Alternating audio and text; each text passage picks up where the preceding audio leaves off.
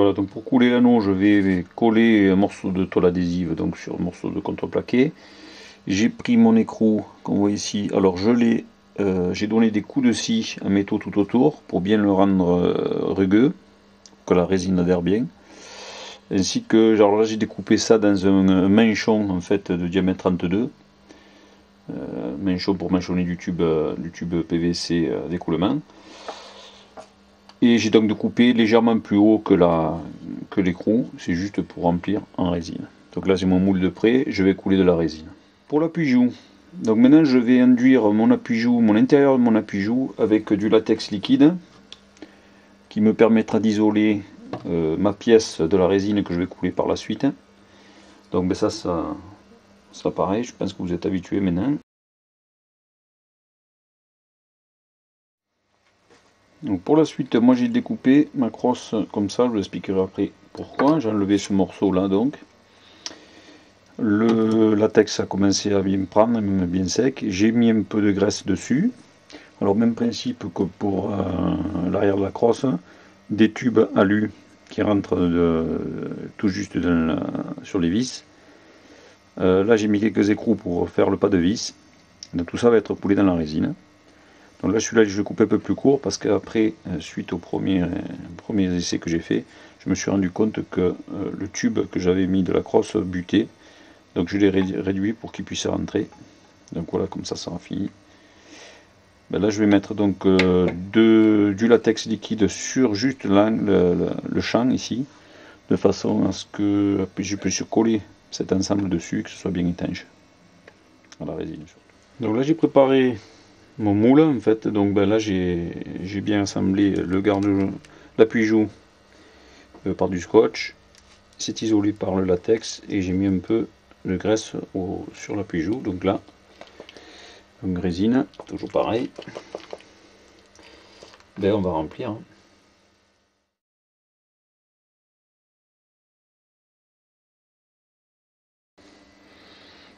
Voilà, après séchage, à peu près 24 heures, là j'avais déjà démoulé, donc là on voit je vais commencer déjà à enlever le latex qui a donc bien isolé la résine de l'appui-joue.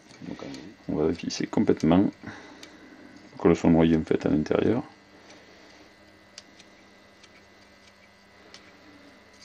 Et là je vais mettre juste un point de colle à ce niveau là, enfin sur le filetage pour que l'écrou ne se défasse pas. Là j'ai également profité hier que je faisais de la résine, donc le surplus j'ai mis dans notre moule qu'on avait fait. Donc là ben, j'ai posé et j'ai à peu près ébavuré pour que ça fasse à peu près propre. Là c'est brut, après petit coup de mastic et de peinture. Je vais maintenant faire la pièce de jonction entre l'avant de la crosse donc, et l'arrière, enfin le corps et la crosse. Donc j'avais pensé au début à faire ça avec un morceau de plexi épais que j'avais trouvé, mais bon, je pense qu'au niveau fragilité d'ailleurs, là, que lorsque je l'ai légèrement tordu en chauffant, il s'est fendu. Donc je vais remplacer ça par un moule que j'ai fait en carton. Hein. Bon, là j'ai mis un support en ferraille, d'ailleurs ça sera peut-être mon option finale en ferraille. Mais bon, ça n'est pas très joli, alors je vais faire en résine armée ce coup-ci, bien armée avec de la toile. Donc avant de couler, par contre, j'ai découpé des morceaux dans du mat, donc c'est du mat de verre tressé. Donc ça va être mis à l'intérieur. Je les ai découpés bien sûr à la forme à l'intérieur pour que ça rentre. J'en ai fait 5 ou 6 je crois. Tout ça pour renforcer l'ensemble. Donc je vais maintenant stratifier en fait, ça s'appelle stratification. Donc une couche de résine, une couche de mat, une couche de résine, une couche de mat, ainsi de suite jusqu'à faire une épaisseur.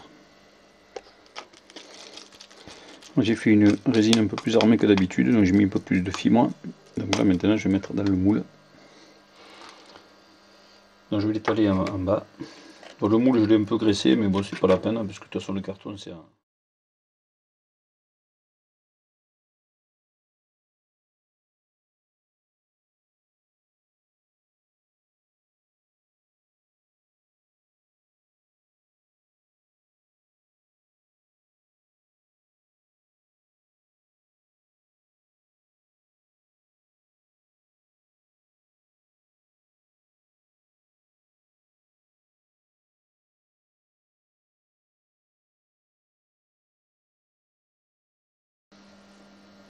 Donc après séchage, donc là c'est costaud. Ce que j'ai fait, j'ai pris ma crosse, j'ai enroulé du chatterton autour pour faire une petite épaisseur pour pas que de la résine prenne dessus.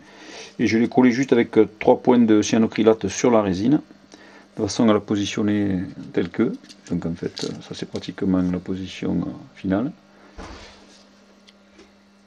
Je vais donc maintenant couler un dernier coup à résine avec une dernière toile qui me reste. Et ça sera terminé pour remplir à peu près au ras du moule, qui ça fasse une bonne épaisseur. Donc voilà, je viens de couler la partie haute donc. Je vais laisser sécher, demain je remettrai une bande ou deux de plus et je comblerai pour finir le support de crosse.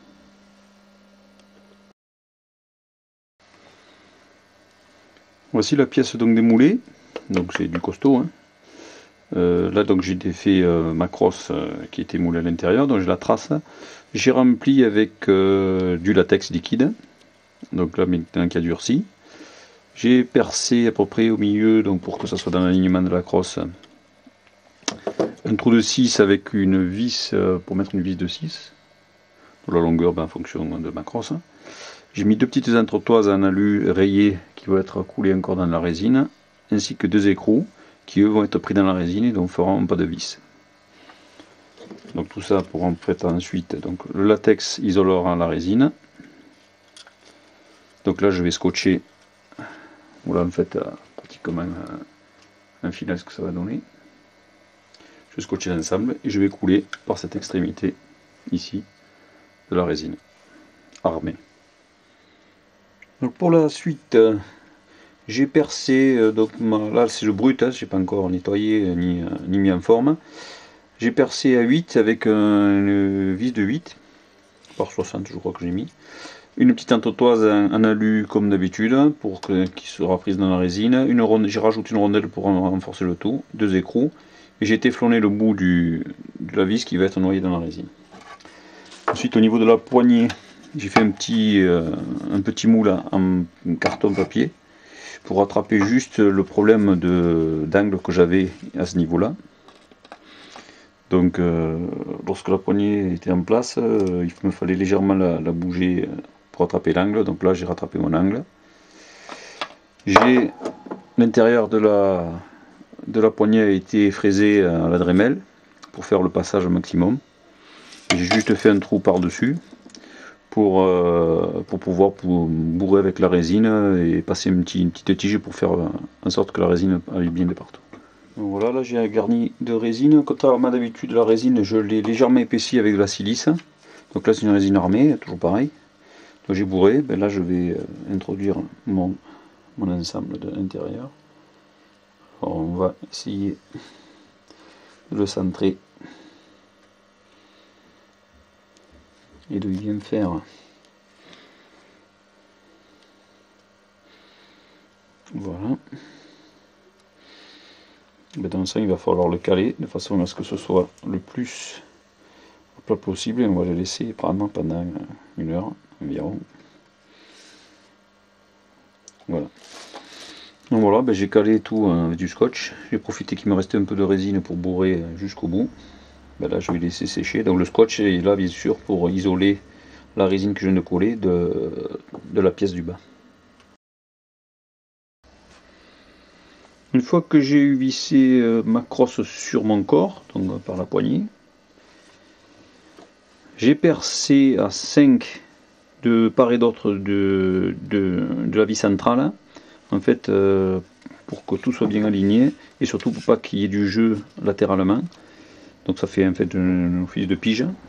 Donc j'ai percé de la profondeur d'une vis, donc à peu près jusqu'ici, et j'ai mis les 2 vis qui seront coulées avec de la résine et collées. C'est juste pour faire des piges de calage. Donc dernier coulage, j'ai fait un petit moulin carton rapide pour l'arrière de la partie corps. Donc j'ai bien donné des petits coups de fraise dans l'angle là du corps pour que la résine adhère. Et je vais couler.